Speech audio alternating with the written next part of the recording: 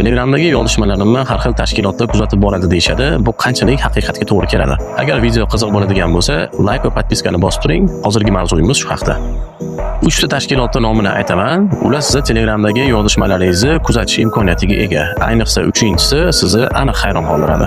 Birinchisi aloqa operatorlari, masalan, Ucell, Beeline, Uzmobile va hokazo. Chunki Telegram tomonidan sizga yuborilayotgan SMS kod mana shu aloqa operatorlarining tarmoqlari orqali sizni telefoningizgacha yetib keladi. Va yo'lda mana shu aloqa operatorlari kodni tutib olishlik imkoniyatiga ega. Bu bilan men aloqa operatorlari sizga kelayotgan kodni tutib olib, sizni Telegramingizni buzib kirishadi demoqchi emasman. Bu aloqa operatorlari o'zlarining abonentlarini maxfiy ma'lumotlarni qattiq qo'riqlashadi.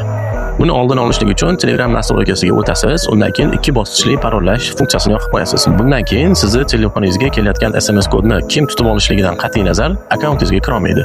Ikkinchisi Telegram kompaniyasining o'zi. Chunki sizni har bitta yozishayotgan, yuborayotgan xabarlaringiz, ovozli, rasm, video, matn xabarlaringiz hammasi Telegram fan serverlarida saqlanadi. Va shuning uchun u yerdagi mas'ul xodimlar xohlagan paytda sizni yozishmalaringizni o'qishlik imkoniyatiga ega. Uchinchi tashkilot bu milliy xavfsizlik xizmatlari bo'ladi. Ular hech qachon sizni Telegram akkauntingizga buzib kirishmaydi.